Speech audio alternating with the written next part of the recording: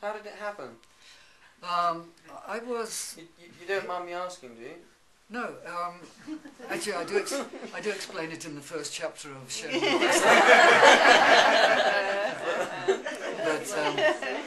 But I'd just come out of Israel, where I'd been living for a year, and somebody had stolen my money, and I was down to my last £7. I had a crisis because I was singing in a nightclub in Akko, and I was invited by another nightclub owner to sing in his club, and so the first club owner told the police that I was over my permit, and so I had to get out of Israel very quickly. So I got to Cyprus and to the port of Limassol, and there that evening I had no idea where I could go, what I could do. I was at a crossroads in my life. I had £7 and I wanted to go to India. There was no way I could get from there to India on £7.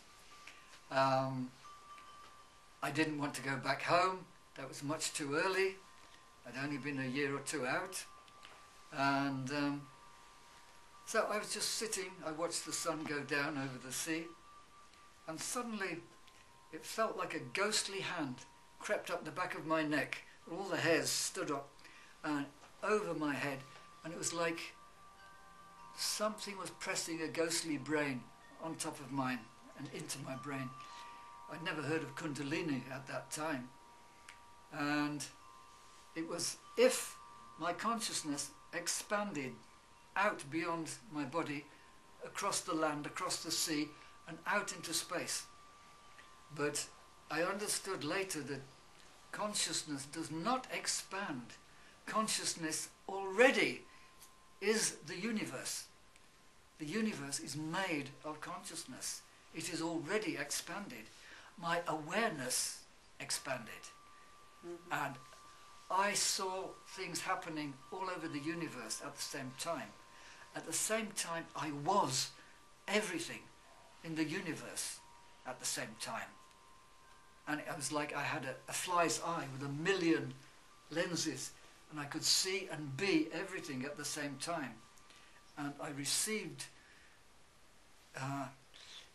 knowledge that I couldn't have known any other way. And over 10 years it was filtering out of my consciousness later on. It was recorded in my cells. And at one point I suddenly, mind or thought came back in and said, my God, this is amazing. This is what people call God, without knowing anything about it. And of course when that happened, I came back into my normal body, but my eyes were crystal. Everywhere was like the first morning of the world. I could see into the souls of every person. I could tell where they were on the spiritual level, and I just knew that everything I had learned before that was just information. This was knowledge with a capital K. And this is what the Vedas call knowledge with a capital K. The Vedas are knowledge, the understanding of the reality.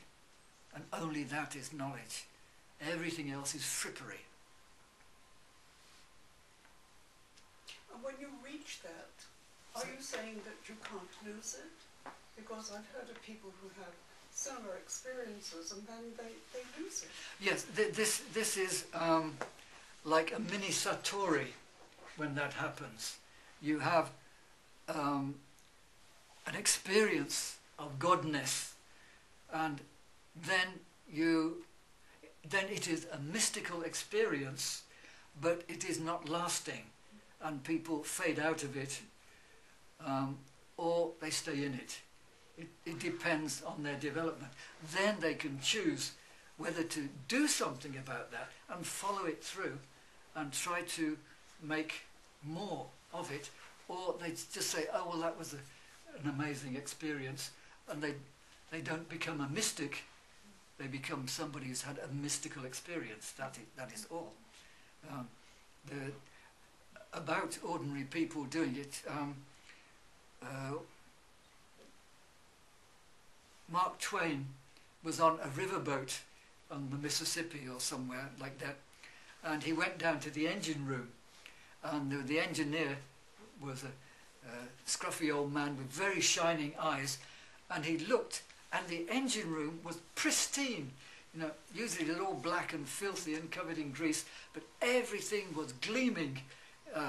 Every bit of ironwork was polished, and the whole place was fantastic. And he said, "How is it that this is like that?" He said, "I've got glory, sir, I've got glory." And he was living that experience. He didn't have the intellect for it, to use it, but he was living godness because he had glory. He had the vision, and he was living the vision and making everything perfect all around him. So that is what one does. One tries to perfect one's environment and everything around when you are actually living the experience.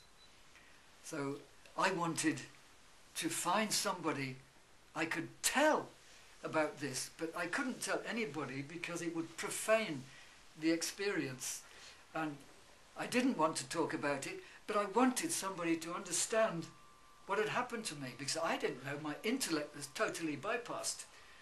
The intellect has no possibility for experience. It can only chop things up afterwards. So I went, with my last money, I went to Cairo and put myself in a little pension, not knowing how I was going to pay for it. And after 3 weeks I managed to get myself a job as head designer for Cairo Television. And while I was there, all my spare time I spent in the British Library, reading every kind of mystical book, the Bible, the Quran, the Zend-Avesta, the Bhagavad Gita, whatever I could get hold of. And I found a book by Dr. Maurice Buck, who was a psychotherapist in an institution in Canada, and he was a friend of Walt Whitman, and he'd written a book called Cosmic Consciousness, and in that he explained what cosmic consciousness was and recounted all the experiences of everybody back to the year dot that he could find that had had this experience, and that clarified it for me, that I wasn't going crazy, not that I thought for a minute, but my intellect wanted to know what the hell had happened. And so then the intellect was satisfied, but I still wanted to find somebody who had experienced that and who understood it. And I hitchhiked all the way down Africa, and I was in Africa for 3 years, and when I got to Johannesburg, I was walking past a bookshop and I saw this photograph of Ramana Maharshi in a window in a bookshop. And I stopped and I said, he knows, he understands. I could recognize immediately the look in the eyes, because the eyes show the soul. And I went in, I bought the book, Ewala. Then I became a follower of Ramana's teachings, and I ended up at his ashram being co-editor of the Mountain Path magazine there, and was given the name Ramana Baba, which is what I'm known as in India.